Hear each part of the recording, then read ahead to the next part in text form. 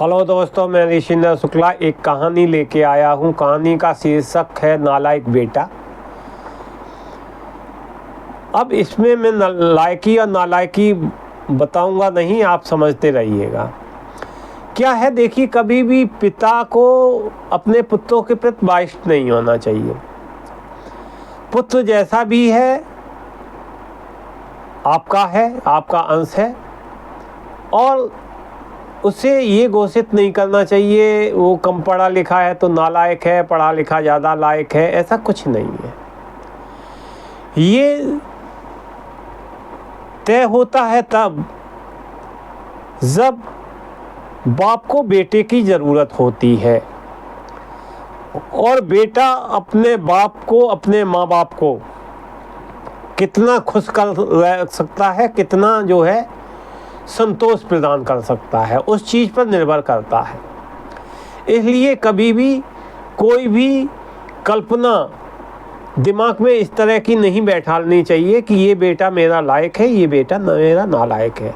और मैं यही कहानी के माध्यम से कहने जा रहा हूँ आपके सामने। तो होता ये है कि एक आलोक जी एक कैरेक्टर हैं इस कहानी के। उनके दो बेटे होते हैं। बड़ा बेटा जो है ज़्यादा होशियार होता है, पढ़ने लिखने में मन उसका ज़्यादा होता है। अपने दोनों बेटों को उच्च शिक्षा देने कर वो अपने मन ही मन में उनके स्वर्णिम भविष्य की रूपरेखा तय कर रखी होती है।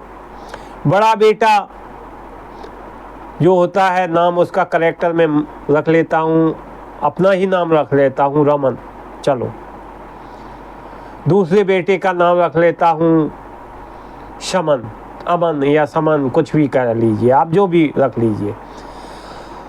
तो बड़ा बेटा मनन तो उनकी योजना के अनुसार इंजीनियरिंग कर रखा होता है, कैंपस से सिलेक्शन भी हो जाता है, प्रतिष्ठित कंपनी में उसकी नियुक्ति भी हो जाती है और बंगलौर में सेटल भी हो जाता है। लेकिन जो छोटा बेटा होता है ना, वो ऐसा नहीं था। उसका मन पढ़ाई में न लग के कलात्मक अभिरुचियाँ थी उसके अंदर, जिन्हें आर्टिस्ट स्किल कहते हैं, वो थी। और उसे साइंस मैथ्स तो समझ में ही नहीं आती थी, इंग्लिश बोलने में जवान अटकती थी, टेक्निकल प्रशिक्षण से कोसों दूर भागता था। उसे पसंद था तो क्या पेड़ पौधे, पशु पक्षी, नदी झरने, नदियाँ, इनकी तस्वीर बनाना, तस्वीर लेना, कल्पना के खूबसूरत रंग भरना, कैनवास पर उकेरना, अपने मनोभावों को डायरी या रचना के रूप में लिपिबद्ध करना। मतलब पूरा जो है आर्टिस्ट माइंड था। उसकी हॉबी भी आर्टिस्ट की ही तरह थी। लेकिन पिता को जो है ये बच्चे का गुण जो है उन्हें अच्छा नहीं लगता था। उन्हें ये निरर्थक लगता था। कहते थे इसका तो कैरियर बर्बाद हो गया और ये तो बेटा मेरा नालायक हो गया। एक जब कैरियर का पीक आया बेटे का, तो फिर यही हुआ कि क्या किया जाए, क्योंकि इसका मैथ्स में तो मन नहीं लगता था, नंबर भी औसत आते थे, हिंदी साहित्य और कला में अव्वल रहता था। तो 12वीं परीक्षा के बाद साइंस और कॉमर्स की जगह जब उसने आर्ट ले ली तो पिता को ये बर्दाश्त नहीं हुआ, और उस पिता ने कहा कि ये मेरा बेटा नालायक है।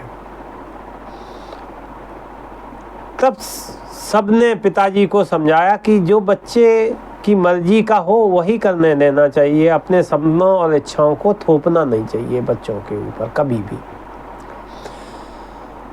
वो मान तो गए पिताजी उनके, आलोक जी, लेकिन उनके मन में कहीं ना कहीं ये जो है दृढ़ विश्वास हो गया था कि ये मेरा बेटा नालायक निकल गया है।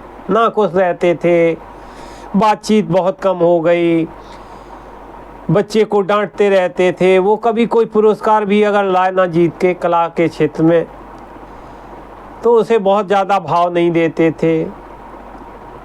ये सब मतलब था, सोचते थे ये मेरा नाम रोशन क्या करेगा, ये तो नाम डुबा रहा है मेरा यार, मैं तो किसी को शर्म से बता भी नहीं सकता कि मेरा बेटा क्या कोर्स कर रहा है। समय बीतता गया, बेटा ये सब झेलता गया। बड़े बेटे ने को जब कोई प्रमोशन मिलता तो बड़े खुश होते ये, और छोटे को कला के क्षेत्र में यदि पदक भी मिल जाता, कहीं मेडल भी जीत जाता तो प्रोत्साहन के लिए कभी उसकी पीठ नहीं ठोंकते थे, कभी कुछ नहीं करते थे। कुल मिलाकर मतलब उनकी नज़र में वो नालायक था, अमन। एक दिन क्या हुआ कि आलोक जी, समय सबका आता है, उसी में टेस्ट होता है। मैं कहता हूँ उसी में परिस्थितियों के बस टेस्ट होता है बेटों का, बच्चों का। नालायक लायक कोई नहीं होता। क्या हुआ, उन्हें जो है लकवा हो गया, पैरालिसिस, पक्षाघात जिसे कहते हैं। दाहिनी तरफ का अंग काम करना बंद हो गए, सेंसेशन बंद हो गया, स्पंदनहीन हो गए, जबान रुक सी गई, स्वयं चलने बोलने खाने से लाचार हो गए।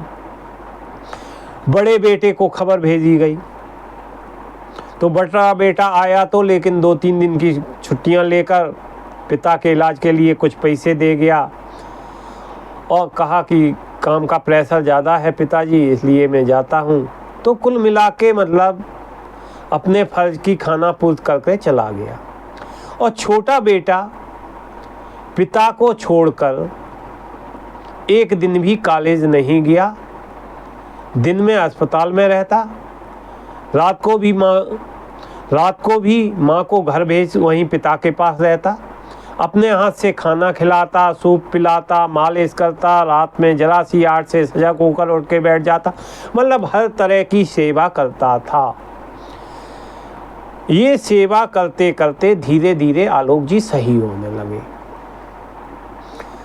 और जब आलोक जी सही होने लगे तो फिर पश्चाताप हुआ आलोक जी को कि मैं जिस बेटे को नालायक समझ रहा था उसने तो मुझे उस समय में सहारा दिया जिस समय मुझे सहारे की ज़रूरत थी। उसके बाद उन्होंने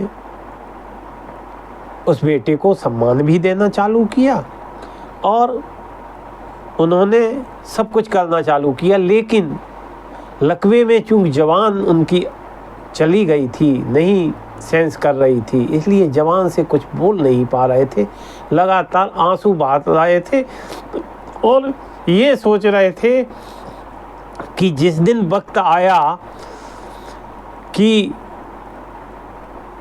तू लायक बेटा है, उस समय मेरी जवान ही नहीं उठ रही थी, और वैसे तो मेरी जवान हर समय यही उठती थी, तूने मेरा नाम डुबा दिया। तो कहानी का सारांश यही है कि कभी भी पिता को अपने बेटों को जज नहीं करना चाहिए। समय आने पर ये बात का खुलासा अपने आप हो जाएगा कि आपके बेटे लायक निकले या नालायक निकले, और लायक निकला तो क्यों, नालायक निकला तो क्यों, सोचने का विषय आपका तब भी रहेगा। मैं आपको ये बता दूं, बेटा लायक निकले या नालायक निकले, जिम्मेदारी बाप की है। तो बाप ने उतने अच्छे संस्कार नहीं दिए होंगे, अच्छे गुण नहीं दिए होंगे बच्चे के अंदर, जो वो नालायक निकल गया।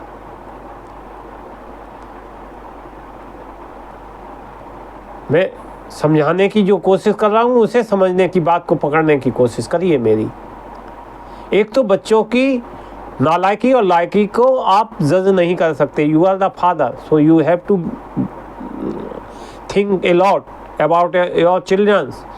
और आपको जो है बच्चों को उचित परवरिश में, उचित माहौल में, शिक्षा व्यवस्था सब करके, किसकी शिक्षा हुई, कौन शिक्षित हुआ नहीं हुआ, that is the other thing, लेकिन बेटा बेटा है यार, वो क्या कर, सफलता उसको कैसे मिलेगी, ये सब्जेक्ट आपका नहीं है, ये सब्जेक्ट तो उस गॉड का है जिसने उसे यहाँ भेजा।